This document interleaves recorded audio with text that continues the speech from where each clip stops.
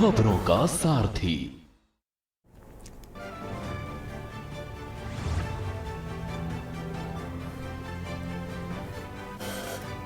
नाम फाइनल पर जल्द ऐलान, बीजेपी लोकसभा प्रत्याशी की लिस्ट पर सस्पेंस बरकरार।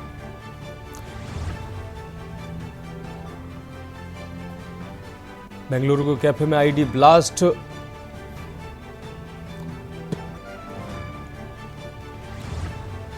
पीएम मोदी ने संदेश खाली को लेकर ममता बनर्जी पर बोला हमला, कहा राजा राम मोहन राय की रो रही है आत्मा।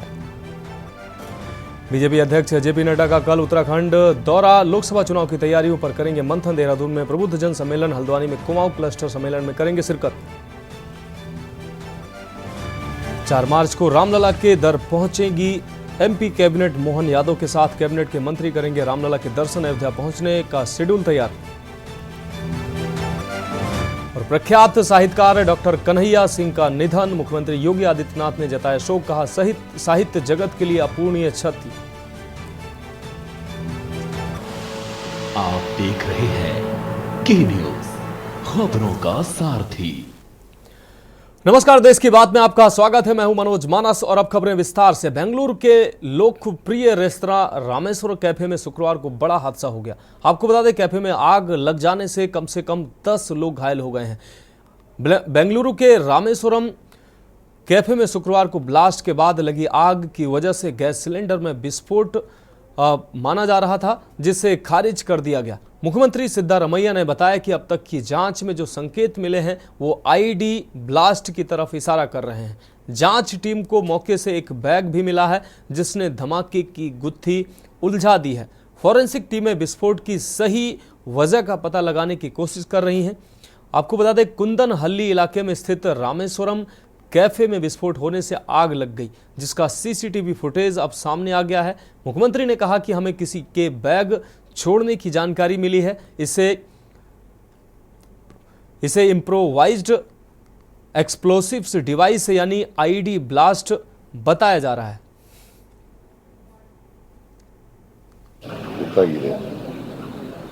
सो ಅದು ಹೈ ಎಕ್ಸ್ಪ್ಲೋಸಿವ್ ಬ್ಲಾಸ್ಟ್ ಅಂತ ಹೇಳ್ತಾರೆ. ಎಕ್ಸ್ಪ್ಲೋಸಿವ್ ನೋಡಬೇಕಾದ್ರೆ ಇನ್ನೂ ತನಿಖೆ ನಡೀತಾ ಇದೆ.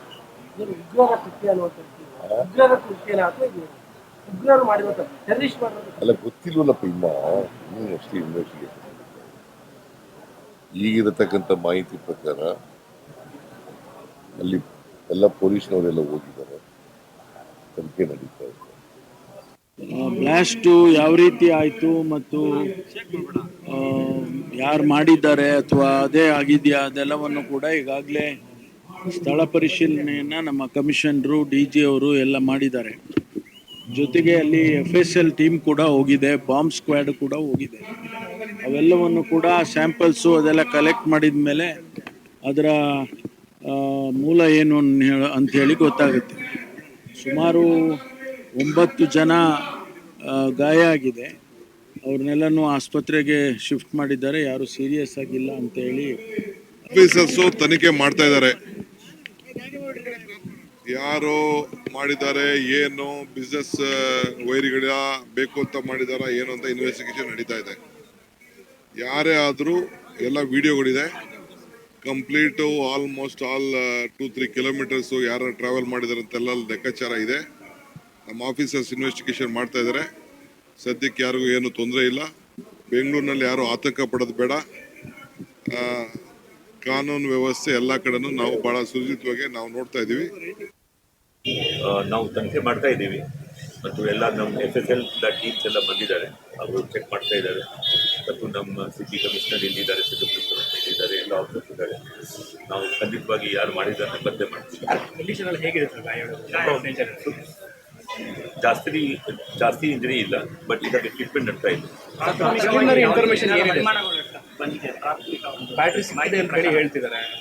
ಅಲ್ಲಿ ನಾವು ಈಗಾಗಲೇ ಚೆಕ್ ಮಾಡ್ತಾ ಇದ್ದೀವಿ. ಇದು ತುಂಬಾ ನಾವು ಅಡ್ವಾನ್ಸ್ ಅಲ್ಲಿ ಹೇಳಲಿಕ್ಕೆ ಬೇಡ, ಯಾಕೆ ಅವರು ಫಸ್ಟ್ FSL ಎಲ್ಲ ಟೀಮ್ ಬಂದಿದೆ.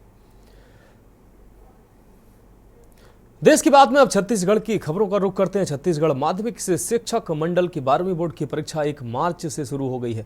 आपको बता दें वहीं 10वीं की परीक्षा 2 मार्च से यानी कि कल से शुरू होगी। परीक्षार्थियों के लिए रिपोर्टिंग टाइम सुबह 9 बजे है और 9:05 पर आंसर शीट बांट दी जाएगी।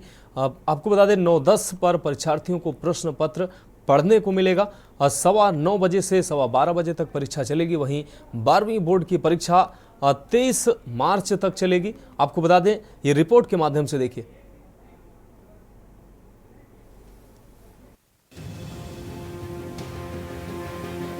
Chhattisgarh board of secondary education की 12वीं क्लास के एग्जाम शुक्रवार से शुरू हो गए। राजधानी रायपुर के एक सेंटर पर एग्जाम देने पहुंचे छात्र छात्राओं ने उम्मीद जताई कि सब कुछ ठीक रहेगा। एग्जाम बहुत अच्छा जाएगा, तैयारी बहुत अच्छी तरह से की है। बस इतना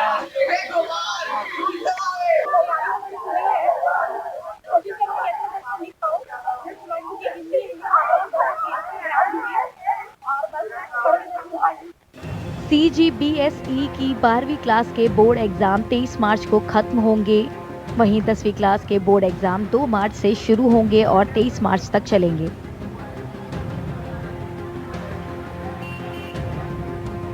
बारहवीं क्लास के प्रैक्टिस एग्जाम 10 से 31 जनवरी के बीच कराए गए थे।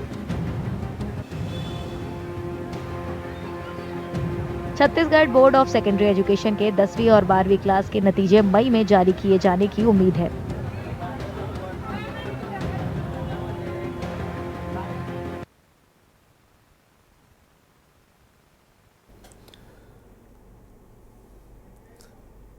हम रुक करते हैं अगली अहम खबर की। छत्तीसगढ़ के रायपुर डीएम ने बेटी के जन्मदिन पर सरकारी स्कूल के बच्चों को खाना खिलाया है। आपको बता दें कि डीएम ने न्योता भोजन योजना के तहत कार्यक्रम का आयोजन किया, जिसका मकसद प्रशासकों और आम जनता के बीच आपसी भाईचारा बढ़ाना है। साथ ही सैकड़ों बच्चों को सेहतमंद खाना खाने को मिलेगा। आपको बता दें ये भी एक बड़ा उद्देश्य रहा। देखिए रायपुर से ये खास रिपोर्ट।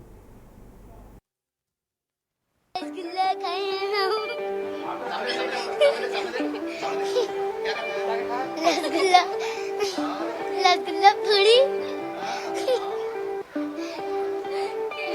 केला। खुशी से सराबोर ये छात्र है छत्तीसगढ़ के रायपुर में घनश्याम नगरी के सरकारी प्राइमरी स्कूल का। मौका था रायपुर के डीएम डॉक्टर गौरव सिंह की बेटी के जन्मदिन का और जन्मदिन मनाया गया स्कूली बच्चों के साथ।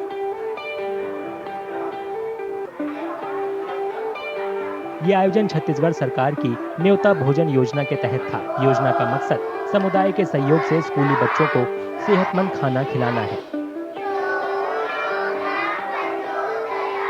आज कलेक्टर साहब की बेटी जो है आद्या सिंह, उसका आज बर्थडे है और उसके उपलक्ष्य में ये न्योता भोज का आयोजन किया गया। एक बहुत ही अच्छा आयोजन है, विशेषकर जो सरकार की मंशा है कि अपने शुभ दिन या अच्छे जो आपके इम्पोर्टेंट दिन है उस दिन बच्चों के बीच जाके उनको भोजन कराएं, जिससे न केवल बच्चों के साथ आपका इंटरेक्शन होता है, उनको भी अच्छा लगता है कि अधिकारी अपनी खुशियां बांटने उनके बीच आए और बच्चे सीखते भी हैं, मोटिवेट भी होते हैं। भोजन कैसा लगा? अच्छा लगा। दाल चावल सब्जी और पापड़, सलाद, केक और रसगुल्ला। अच्छा लगा खाना खा के। रसगुल्ला, केक और सब्जी और भात और केक और केला। डीएम गौरव सिंह ने बताया कि ऐसे आयोजन पहले भी हो चुके हैं। उन्होंने उम्मीद जताई कि आने वाले समय में न्योता भोजन की संख्या बढ़ेगी। और मुझे खुशी है इस बात की बताने में कि 18 तारीख को हम लोगों ने इसकी शुरुआत की थी, 17 तारीख को, और अभी तक आज ये 40वां न्योता भोज जिले में हो रहा है। इसका मतलब है कि पिछले 10-12 दिन में लगभग हर दिन 2 से 3 न्योता भोज के कार्यक्रम हुए हैं और समाज के विभिन्न वर्गों के लोग इसमें आए हैं। मैं आपके कार्यक्रम, आपके इस मीडिया के माध्यम से सभी रायपुर के जिला वासियों से निवेदन करूंगा कि आपके जीवन में जब भी कोई महत्वपूर्ण तिथि है, इन बच्चों के साथ उस तिथि को सेलिब्रेट करें। प्रशासकों को उम्मीद है कि इस पहल से आपसी भाईचारा बढ़ेगा, साथ ही सैकड़ों बच्चों को सेहतमंद खाना खाने को मिलेगा।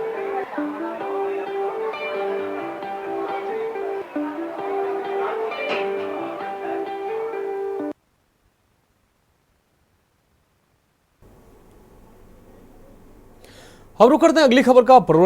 प्रवर्तन निदेशालय यानी कि ईडी की टीम ने अंबिकापुर के रामनिवास कॉलोनी स्थित व्यवसायी ठेकेदार व सप्लायर अशोक अग्रवाल के निवास महावीर विला में दबिश दी है। आपको बता दें, अशोक अग्रवाल मूलतः बलरामपुर जिले के राजपुर के रहने वाले हैं, लेकिन कुछ वर्षों में अंबिकापुर में परिवार के सदस्यों के साथ निवास करते हैं।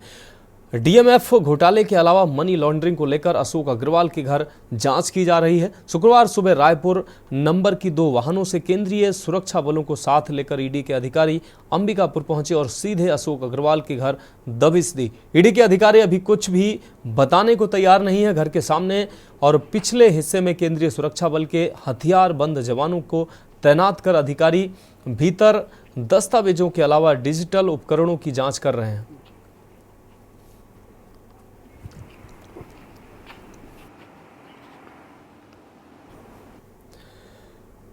अब रुक करेंगे अगली खबर का। बालोद जिले के ढूंढी नगर में ईडी ने दबिश दी है। आपको बता दें, पूर्व मंत्री अनिला भेड़िया के प्रतिनिधि पीयूष सोनी के आवास पर शुक्रवार सुबह 5 बजे ईडी की टीम 2 वाहनों में सवार होकर पहुंची। पीयूष सोनी डीएमएफ मामले में कुछ दिनों पहले ईडी की रडार पर आए थे। पीयूष सोनी का नाम कुछ दिन पहले ईडी द्वारा जारी किए गए एक फ्रेश नोट में जिला खनन संस्थान न्यास में हुए कामों के मामले में सामने आया था। इसके बाद से वह ईडी के रडार पर थे।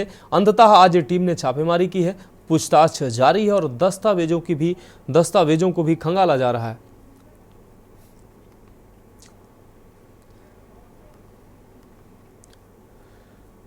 अब बढ़ेंगे अगली खबर की ओर। बेमेतरा से ये खबर है। आपको बता दें, बिजली कटौती को लेकर किसानों ने चक्का जाम किया। आपको बता दें कि बेमेतरा जिला के नवागढ़ विधानसभा से सैकड़ों की संख्या में किसान बेमेतरा पहुंचे और सिग्नल चौक पर प्रदर्शन करते हुए चक्का जाम किया है। किसानों का कहना है कि बिजली विभाग के अधिकारी भेदभाव करते हैं। क्षेत्र के बाहर से आए उद्योग हरियाणा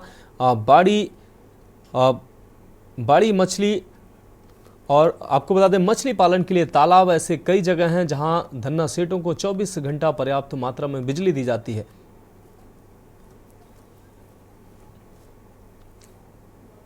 सबो गांव किसान हम आए हैं। हम मतलब बिजली आज 2 महीना से नहीं मिलते। आज 20 साल से हम धान बोत हन, हमेशा बिजली सही मिलती से, धान 16 ना हुआ तरी से सब खुशहाल रहे। अब ये जल्दी से सरकार बदले है, 2 महीना होए एक दिन ला मुश्किल से 4 से 6 जगह हमें आते सुबह शाम 4 घंटा देवत है। ठोकर बाद है भैंसा वाले वाला फैक्ट्री लगाए है और वो हरियाणा वाली जब तक भी बाल सबून मोरेगा जो।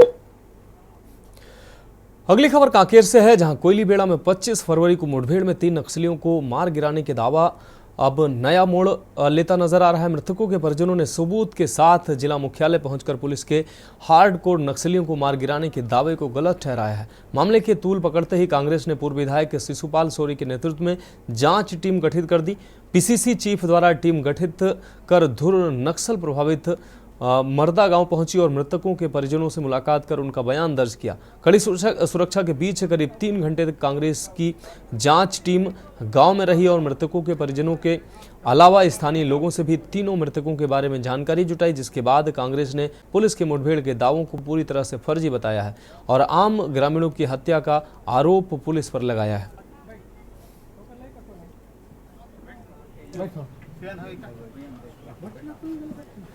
रामेश्वर की पत्नी है। चल बैठ वो तोरा सास ससुर मन है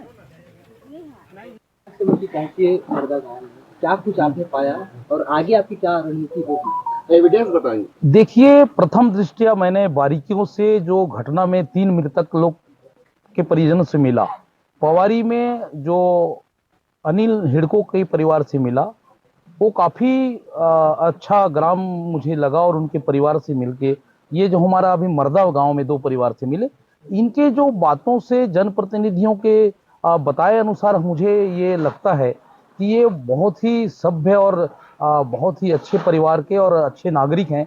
और चूंकि तेंदुपत्ता के समय हर साल तेंदुपत्ता बांधने वाले रस्सी के लिए जाते थे, प्रथम दृष्टिया तो मुझे लगता है कि ये वास्तविक में फर्जी ही है। भगोन जो मरीज जो पुलिस वाला मन मारिन तो कौन लगत है? मोर दमाद हारे और मोर बेटा हारे हो, मोर देवर बेटा हो, और मोर देवर बेटा है और मोर दमाद बड़े दमाद। हाँ, कूद के काय होरी सो दिन ओ दिन ओ डोरी बजाए रही ने कौन रहा? डोंगरी चाउरदार धर के 2 दिन नीचबो और आबो कह के चाउरदार धर के गंजी बर्तन धर के जाए रही ने हो, जाए रही ने फिर का हुई? ओई डहा कैसे होई कैसे न व्हाट्सएप में देखे न हमन तहने बताई तहन जाने काय जानियो ओ खत्म होइस कह के हो। तो वो ये दारी मतदान दे रिस का मतदान करे बर गेरिस? हो जारी से कहाँ गेरिस मतदान करे बर? बदरंगी हाँ, बदरंगी पंचायत जात हन ना।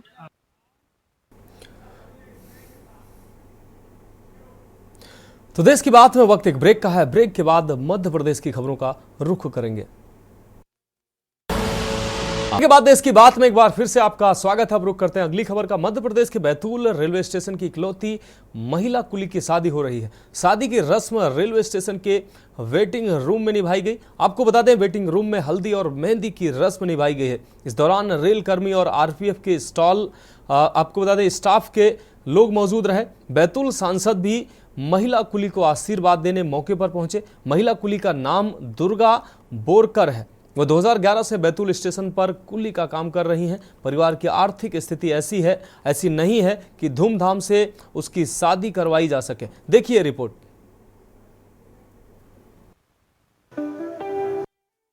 दुर्गा पिछले 10 साल से मध्य प्रदेश के बैतूल रेलवे स्टेशन पर कुली का काम कर रही हैं। उनकी शादी का समारोह गुरुवार को रेलवे विभाग के भवन में आयोजित हुआ।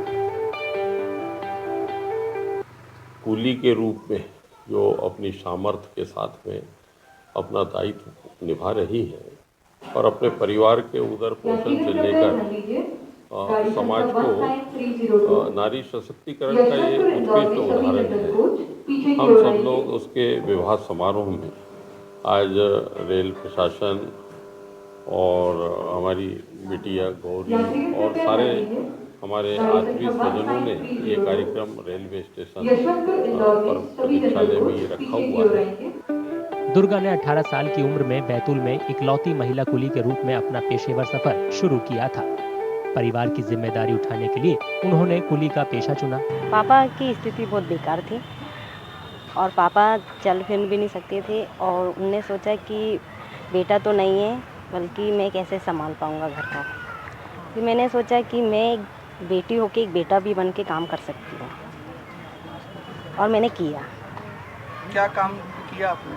कुली का काम। कितने साल से कर रही हैं? 2011 से। दुर्गा ने अपने परिवार में मुसीबत आने के बाद वो काम हाथ में लिया जिसे शायद ही कोई महिला अपने हाथ में लेती होगी। पूरा शहर उसका प्रशंसक है। आज उसका विवाह है और मेरे लिए और हमारे जिलाध्यक्ष के लिए खुशी की बात है कि सुरेश जो जामठी का है हमारी पार्टी का कार्यकर्ता भी है, तो इस नाते हमें दुगनी खुशी है। हम सब उसे आशीर्वाद देने आए हैं। शादी समारोह में दुर्गा बाइक से पहुंची। रेलवे अधिकारियों ने सभी व्यवस्थाएं कर रखी थी।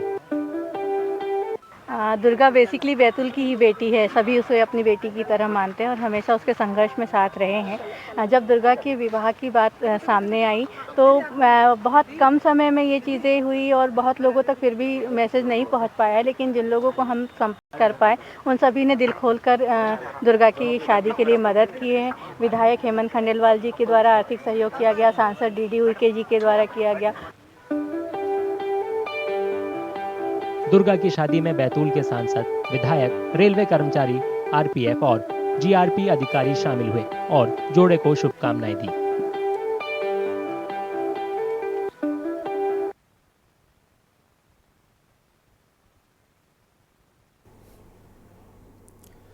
अब रुक करते हैं अगली खबर का। खबर यमुनानगर से है, जहां शिक्षा मंत्री कंवरपाल गुर्जर का आवास सैकड़ों आशा वर्करों ने मांगों को लेकर घेरा है। प्रदर्शन करके सरकार के खिलाफ नारेबाजी भी की। बाद में शिक्षा मंत्री को मांगों का ज्ञापन भी सौंपा। आपको बता दें कि 73 दिन की हड़ताल के बाद हुए आपसी समझौते पर सरकार की वायदा खिलाफी को लेकर आशा वर्कर फिर से आंदोलन कर रही है।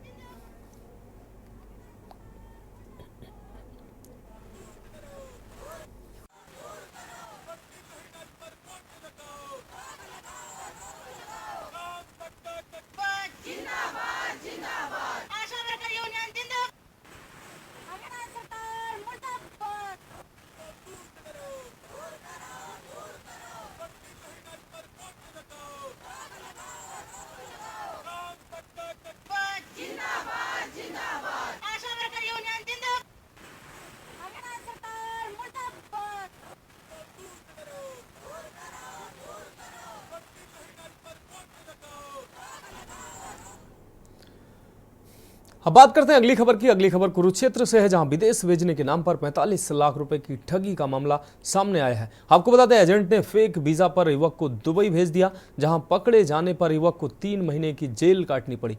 वापस आने के बाद युवक ने एजेंट से रुपए लौटाने को कहा तो वो आनाकानी पर आमादा हो गया, जिसको लेकर पंचायत भी बुलाई गई, जिसमें एजेंट ने युवक से मारपीट भी की। जिसके बाद युवक ने पिता के साथ एसपी कार्यालय पहुंचकर शिकायत दर्ज कराई।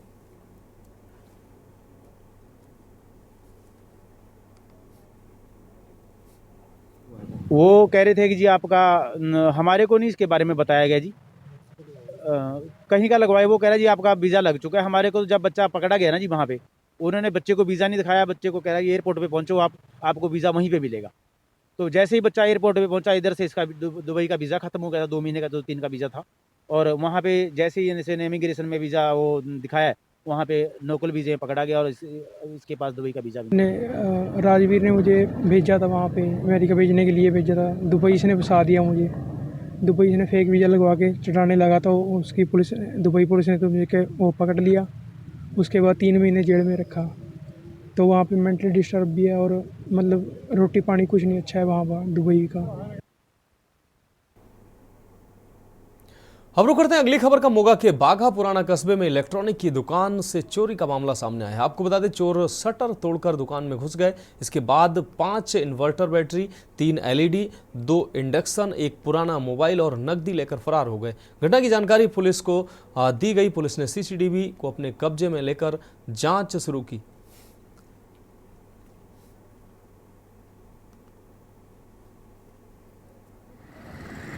कितनी LCD लेके गए हैं? LCD लगे 4, हाँ, ते बैटरी लगे 5।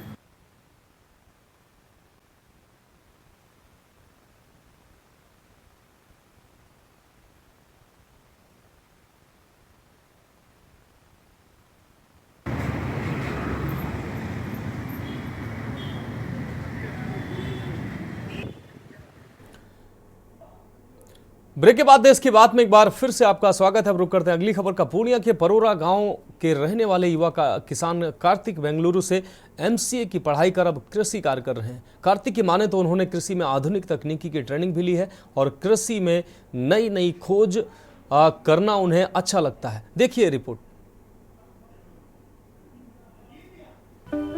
बिहार के पूर्णिया में एक युवा किसान अपने गांव परोरा में खेती करने के तरीके को बदलने की ठान चुका है।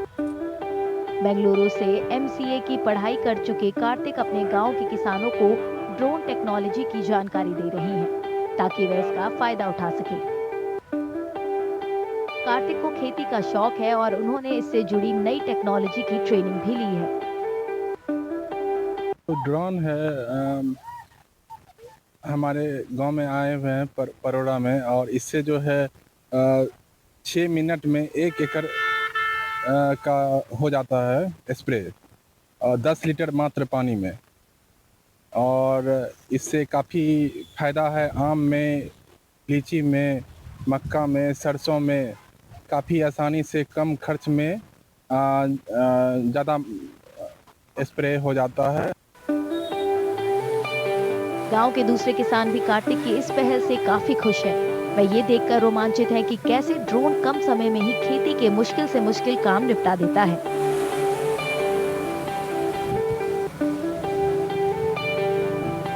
किसान को इससे बेनिफिट है यही कि कम समय में ड्रोन से छिड़काव यदि हो जाएगा तो हम लोग का आसान होगा, और किसान मजदूर का पैसा भी लग जाता है, और करने के लिए बड़ा बड़ा मक्का रहता है, उसमें घुस नहीं पाता है, घुसता है तो तोड़ता नुकसान भी होता है, क्षति हो जाता है हम लोग को। इसलिए यदि इससे ये लाए हैं, करा रहे हैं, इनके थ्रू या आप लोग का थ्रू हम लोग का यदि ड्रोन से स्प्रे हो जाए तो हम लोग को जाकर बेनिफिट और बचत भी होगा। ड्रोन टेक्नोलॉजी से खेती करना काफी फायदेमंद है। इसकी मदद से बेहतर तरीके से खेती की जा सकती है, पैदावार बढ़ाई जा सकती है और खर्च को कम किया जा सकता है। ये पहल खेती के काम में मील का पत्थर साबित हो सकती है।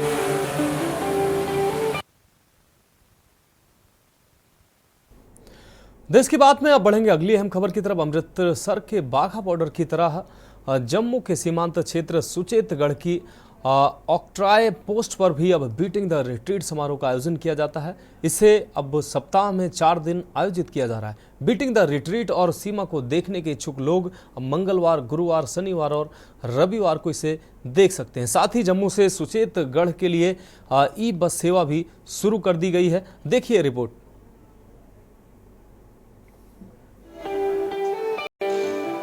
जम्मू के सुचेतगढ़ सेक्टर में इंटरनेशनल बॉर्डर के पास सीमा चौकी ऑक्ट्राई पर आने वाले सैलानी खासे खुश हैं। इसकी वजह यह है कि बीएसएफ की वीकेंड पर होने वाली बीटिंग रिट्रीट सेरेमनी अब बुधवार और गुरुवार समेत हफ्ते में 4 दिन हुआ करेगी।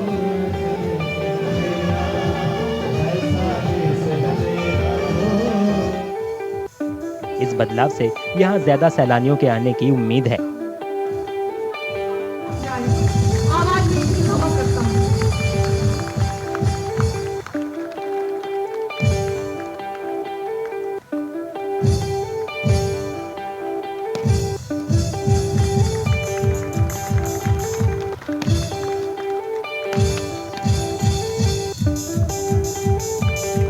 Definitely it's a welcome step to boost the tourism, क्योंकि पहले तो 2 दिन का यहाँ परमिशन होता था, तो लोग काफ़ी तादाद में आना चाहते थे, लेकिन because of restrictions for rest of the days in the week, तो people didn't come here to visit this border area of our country. पर्यटन को बढ़ावा देने के मकसद से जम्मू स्मार्ट सिटी लिमिटेड ने यहां के लोगों और सैलानियों के लिए जम्मू से सुचेतगढ़ बॉर्डर तक ई बस चलानी शुरू की है।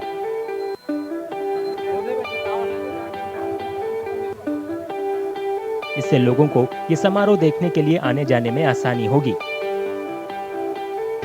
जी देखिए, जैसे कि टूरिज्म डिपार्टमेंट के एक एफर्ट से यहाँ पर एक आज सुबह भी इसमें एक कैंपेनिंग उन्होंने किया था कि वेडनेसडे और थर्सडे को भी beating retreat ceremony apart from Saturday Sunday यहाँ किया जाएगा। इसके चलते हमें भी एक काइंड ऑफ अपॉर्चुनिटी हमें मिली है, जिसमें कि जो टूरिस्ट इनफ्लो जो हमारा जम्मू में है उसको सुचेतगढ़ बॉर्डर तक पहुँचाने के लिए हमारी तरफ से भी एक योगदान इसमें हम दिया है। ई बसेस को सुचेतगढ़ बॉर्डर तक पहुँचाया। इस फैसले से सैलानियों को सुरक्षा बलों के काम को नजदीक से जानने का मौका भी मिलेगा।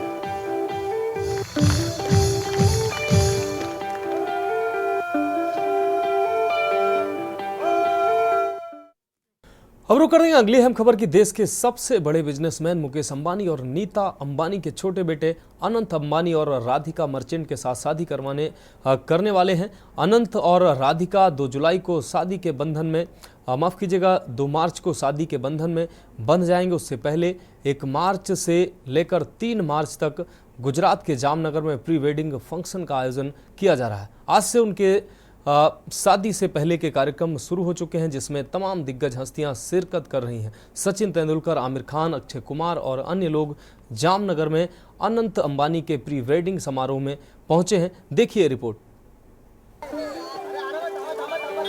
बॉलीवुड सेलिब्रिटीज सिद्धार्थ मल्होत्रा, कियारा आडवाणी, दिशा पटानी, वरुण धवन, रितेश देशमुख और जेनेलिया डिसूजा शुक्रवार को मुंबई के कलीना एयरपोर्ट पर नजर आए। सभी अनंत अंबानी और राधिका मर्चेंट के प्री वेडिंग फंक्शन में हिस्सा लेने के लिए जामनगर जा रही हैं। एक्टर कपल सिद्धार्थ मल्होत्रा और कियारा आडवाणी को एयरपोर्ट पर साथ में देखा गया। सिद्धार्थ व्हाइट कार्गो पैंट और शीट्स के साथ येलो स्वेटर में नजर आए, वहीं कियारा ने बेज क्रॉप टॉप, जैगिंग्स और शीट्स पहने हुए थे।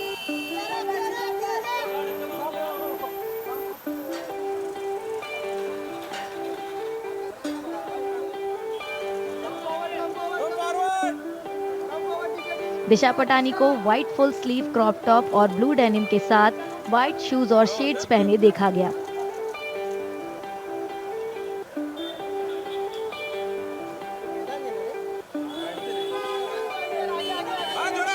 वरुण धवन को व्हाइट टी शर्ट और ब्लू डेनिम के साथ ब्लू एंड ब्लैक कलर की वर्सिटी जैकेट और शेड्स में देखा गया।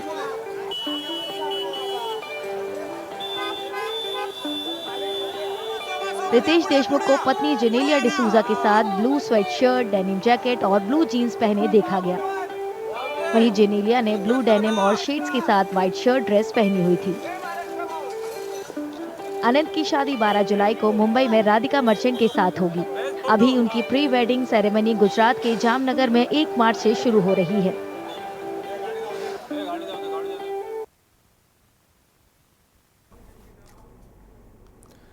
अब रुक करते हैं अगली खबर का। आपको बता दें, मुख्यमंत्री योगी आदित्यनाथ ने शोक जताया। साहित्य जगत के लिए यह अपूरणीय क्षति है। दिवंगत आत्मा की चिर शांति के लिए उन्होंने प्रार्थना की है। यह अहम खबर आपको दिखा रहे हैं। तो प्रख्यात साहित्यकार डॉक्टर कन्हैया सिंह का निधन हुआ है। मुख्यमंत्री योगी आदित्यनाथ ने शोक जताया है। साहित्य जगत के लिए अपूरणीय क्षति है। ये योगी आदित्यनाथ ने ये ट्वीट के माध्यम से ये बात कही है। दिवंगत आत्मा की चिर शांति के लिए प्रार्थना करते हैं। बेटे चित्रसेन सिंह को पत्र लिखकर सीएम ने ये शोक जताया है। कहा, पिता का निधन पुत्र के लिए अत्यंत दुखदायी होता है। यूपी भाषा संस्थान के पूर्व कार्यकारी अध्यक्ष रहे हैं डॉक्टर कन्हैया। अखिल भारतीय साहित्य परिषद के थे राष्ट्रीय संरक्षक। तो यूपी भाषा संस्थान के अध्यक्ष भी रहे हैं। अखिल भारतीय साहित्य परिषद के राष्ट्रीय संरक्षक भी रहे हैं। अब रुक करते हैं अगली खबर का। कल्याणपुर में कांग्रेसी नेता अंबुज शुक्ला की गुंडई देखने को मिली। आपको बता दें, कानपुर के कल्याणपुर का ये पूरा मामला है। कल्याणपुर में कांग्रेसी नेता की गुंडई देखने को मिली है। प्रतिष्ठित व्यापारी पर खुलेआम तानी रिवाल्वर। ऑफिस में घुसकर लाइसेंसी रिवाल्वर से धमकाया है। अक्सर विवादों में रहता है कांग्रेसी नेता अंबुज शुक्ला। तो कानपुर के कल्याणपुर से यह अहम खबर आपको दिखा रहे हैं। अंबुज शुक्ला की गुंडई सीसीटीवी कैमरे में कैद हुई है। इस वक्त यह अहम खबर कानपुर से आपको दिखा रहे हैं। कल्याणपुर पुलिस ने अंबुज को हिरासत में लिया है। कानपुर पुलिस कमिश्नरेट को अंबुज की खुली चुनौती साफ तौर से देखने को मिली है। तो कानपुर के कल्याणपुर में कांग्रेसी नेता अंबुज शुक्ला की गुंडई साफ तौर से देखने को मिली है।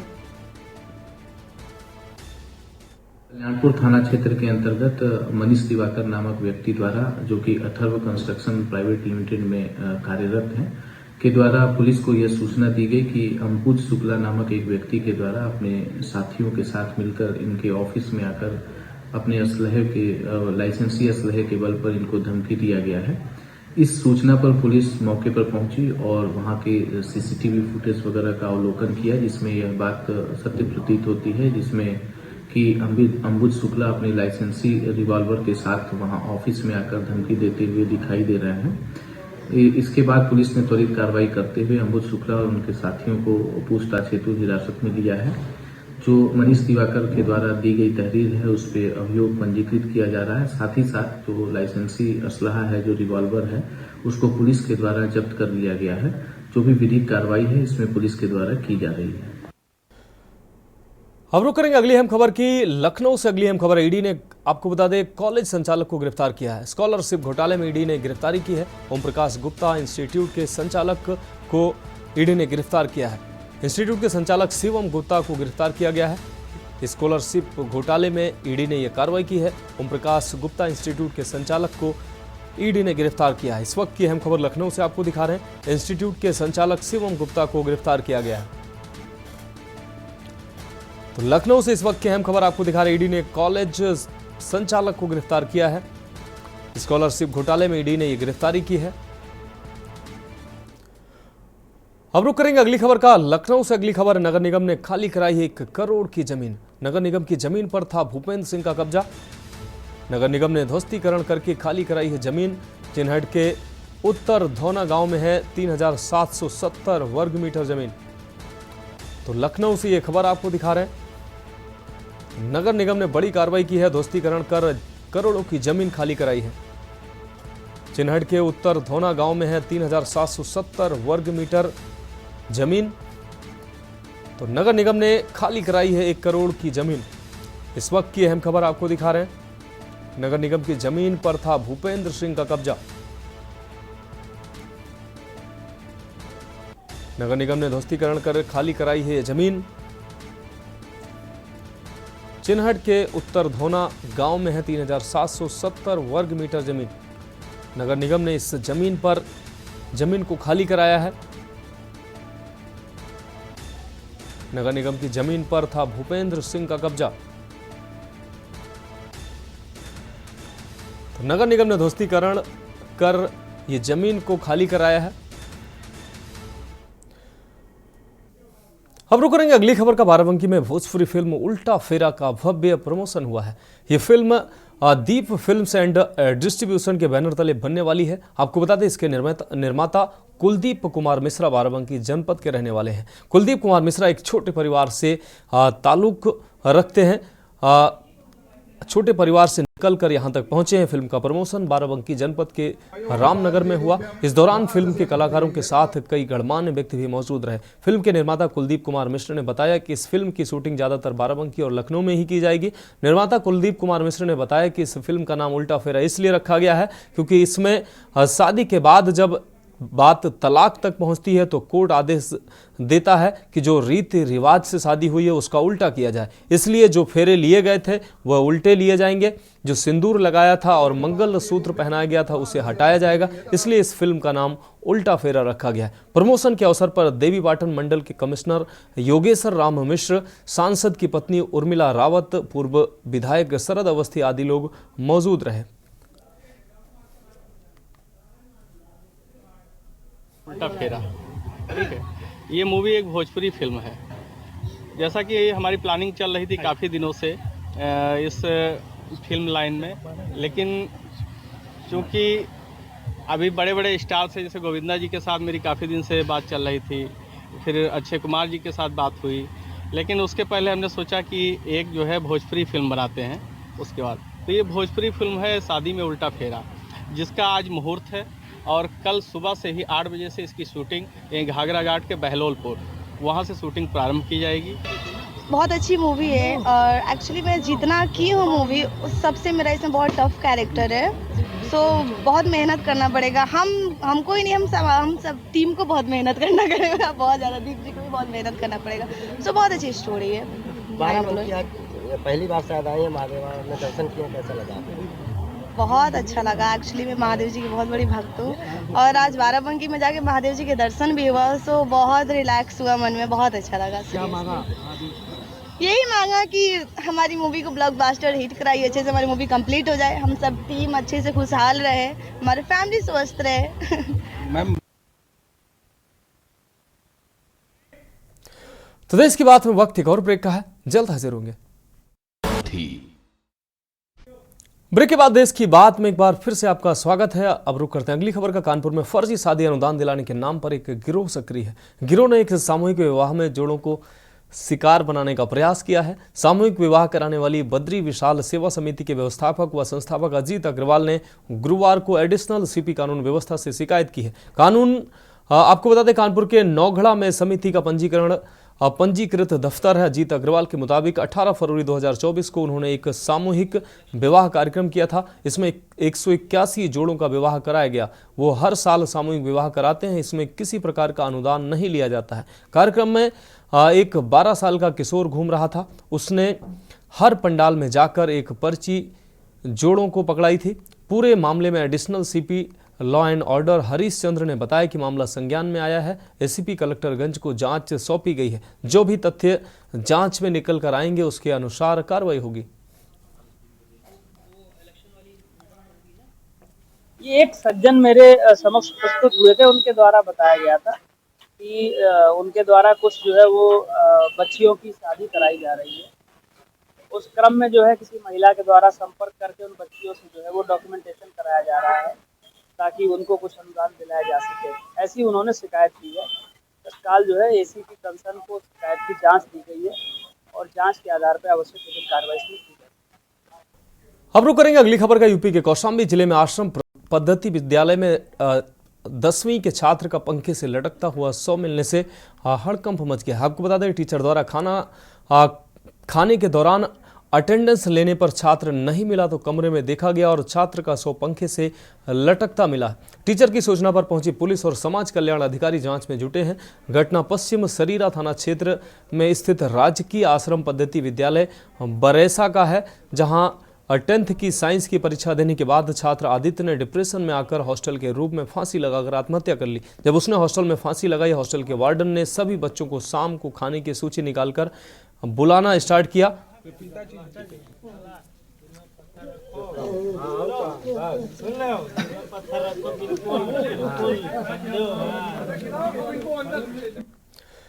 अब बात अगली खबर की। कौशाम्बी जिले के मंझनपुर तहसील क्षेत्र के टेवा गांव में खलिहान की बेशकीमती भूमि पर कुछ लोगों द्वारा निर्माण कर कब्जा किया गया था।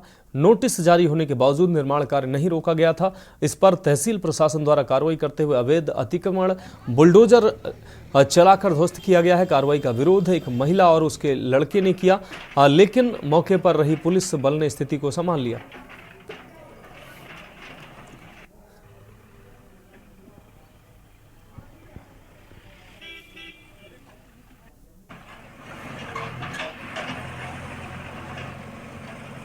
खलिहान पे ये अनधिकृत समझे निर्माण कर रहे थे। पिछले काफी 1 महीने 1.5 महीने से इनको मना किया जा रहा था और ये पूरा का पूरा निर्माण कर लिया। लेखपाल उसी दौरान 13वीं थी, तो 13 दिन के लिए वो इंसान छुट्टी के लिए घर गया हुआ था, जिससे कि उसका जो विशेष रूप से उसको निर्माण रुकवा रहा था नहीं हो पाया। इसलिए इनको बताया गया कि ये निर्माण नहीं करें, इनको लिखित भी बताया गया, बट ये नहीं माने, तो आज इसका इसलिए ध्वस्तीकरण के लिए गिरा दिया गया है। और इसी बंदे ने खलिहान की भूमि पे कब्जा था, इसके बाजू वाली जमीन ये बैनामे में किसी और महिला को बेच दिया हुआ है। वो महिला भी यहाँ पर आके मना कर रही थी। तो खलिहान की भूमि कैसे बेच दिया गया? खलिहान की भूमि तो अभिलेखों में बेचा नहीं जा सकता है। इसके सामने तकरीबन 10-15 फीट की जमीन जो है वो काश्तकार भूमिधर के नाम पे अंकित है। जमीन दिखाया गया पेपर में उस भूमि को और बेच दी गई, मतलब बेचा भी वही गया है, लेकिन पीछे जो हमारी इतनी खलिहान की भूमि है उस पर कब्जा दे दिया गया। तो देश की बात में अभी मेरे साथ इतना ही। मुझे दीजिए इजाजत और आप देखते रहिए के न्यूज़ इंडिया।